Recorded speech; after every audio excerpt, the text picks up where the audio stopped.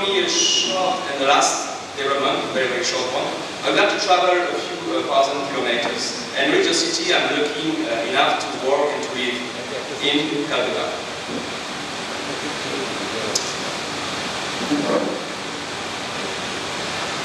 Kolkata is certainly not a place which lacks museum or tourist attractions, certainly not.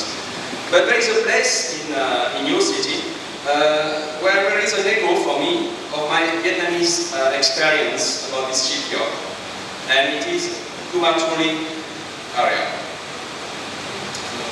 I have been there a few times, and when it is overflowing, just before Durga Puja, of course, when it is sleepy, maybe because gods and goddesses are themselves resting, but every time I have found this place to be fascinating. Not only because of the fabulous idols, not only about Bharati, but also because of the processes of creation.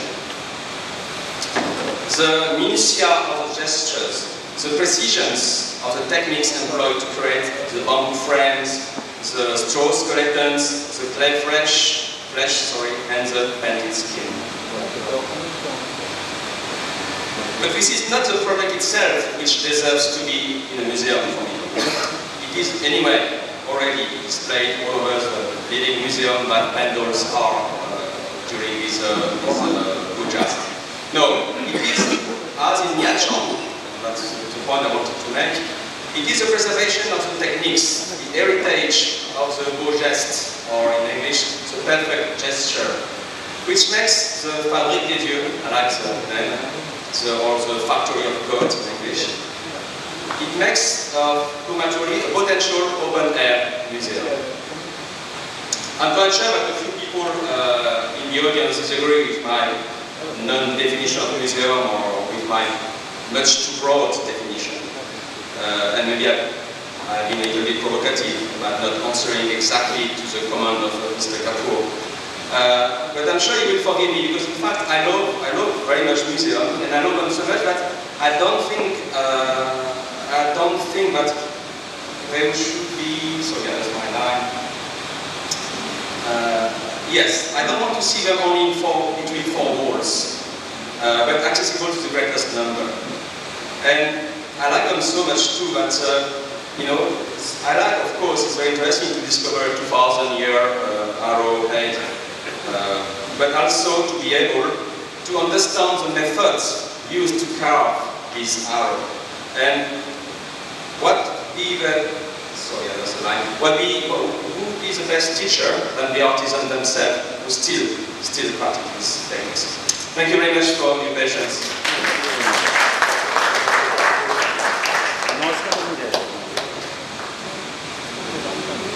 Thank you very much, Stephane. This was a very novel idea of a museum, a living museum, so to say.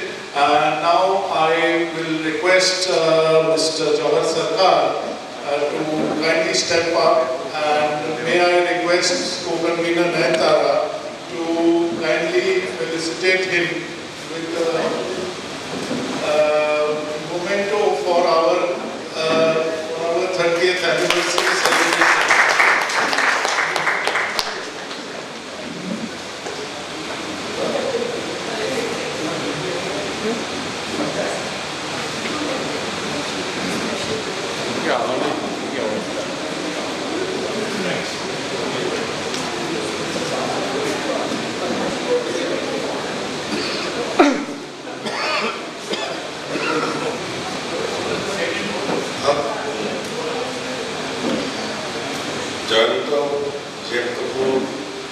Samarjit, Anindya, Stephane.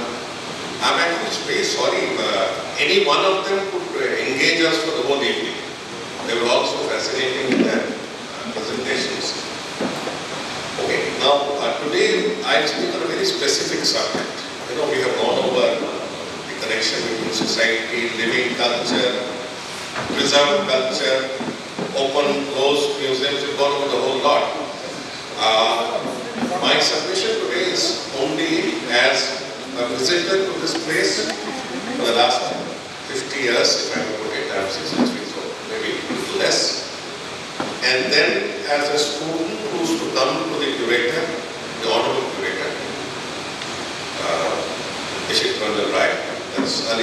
70s, and then as someone who messed up the place. Now, I have this same question that all of us keep asking. Why do we waste our museum collections? Why do we waste opportunities? I'll put it like this, that's better one. India has the world's richest collection. I mean, there's no doubt about it. Because we have compared it, there's no hyperbole about it. From the 3rd millennium BCE, when you talk of richness, so what the hell, where did we posit 3rd millennium BCE? It's as old as the old kingdom of Egypt. That's as old as that. And Sumer, Mesopotamia. So China would be coming a little later, 1500 BC. So we have a 1500 year lead over there. That's the only thing we have a lead other than the Nobel Prize. We got it about 99 years ago. Okay. And pre-Greek European civilization starts with Greece, Mycenae. So that puts where we are in terms of collection civilization. But, and let me go over quite a few, just a few iconic pieces. This is Buddha's relic, 3rd century BC. Not on display, very fragile. It's a replica that we display, but this is there. Any of the Buddhist countries will give their right arm to get this. We have an Indian museum, the Gandhara Buddha, 3rd century BC. Greek style, among the earliest, but started about 400 years before. We have, and just a few collections, just to keep your mind off from very serious stuff. Remains of Bharati. It's entirely uprooted in the true European style, where you saw the Pergamon, where they completely uprooted the whole thing without any thought of what it will look like, and transported it to some other museum. The Elgin marbles, this was done in the true style. But let's be honest, it helped us several generations of students to understand without taking the trouble to go to Bharati. Unique walk through history, outstanding details. Try to take a second look at it if you can. You have seen it in the past.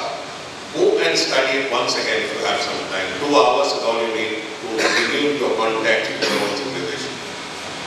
Then I'm talking the dancing girl of Mohenjo-daro. This is in the 5th century BC. Actually, I would put it a little earlier, but that's what to say. This is the last stage of it. It's the oldest, one of the oldest artifacts we have. Then we go on to the National Museum. Harappan pot, 2nd century, one of the oldest places. Each symbol out there, if known very well, has a cultural meaning. Each one can be a magnificent exhibition in its own right. This is Ganga on Makara. Makara is that crocodile.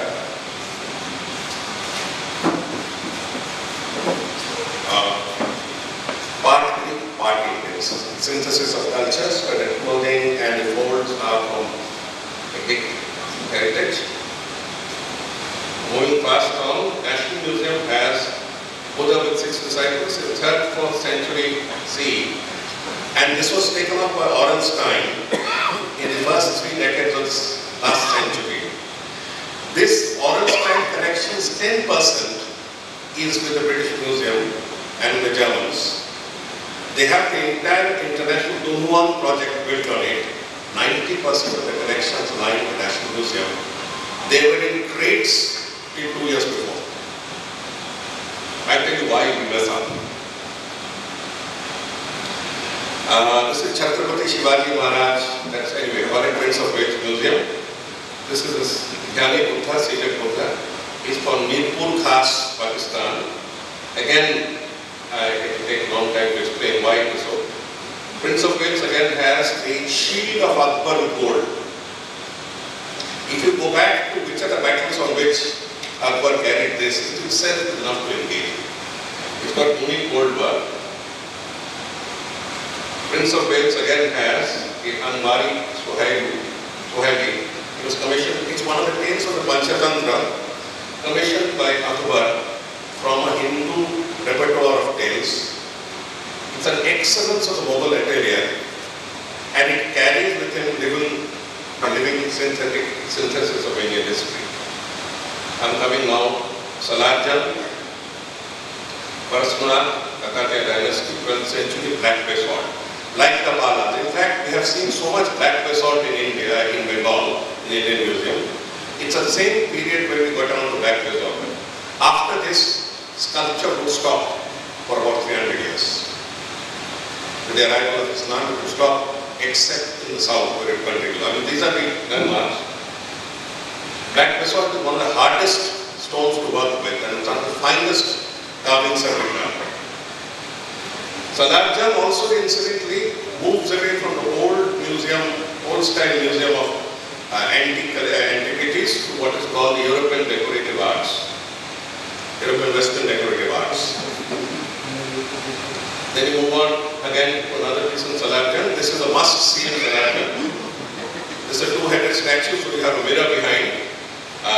Mephistopheles and Margareta. It's a French, it's a star attraction.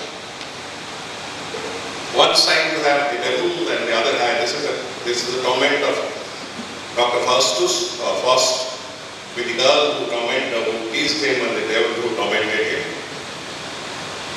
Salarjam also has a veiled Rebecca. If you have seen it, you will see the finest. I still can't understand how they did it. How did you have a veil of stone? 19th century, it's a very delicate veil. Each piece, this is Victorian Memorials, I would rate it on the finest collections. Majmur Bahrain, that is the confluence of two oceans or two seas. Darashiko, 1615 CE. It's a piece on this similarity between Sufism and Vedanta. Symbol of plurality, the net result is Darashiko would lose the throne. But this carries the weight.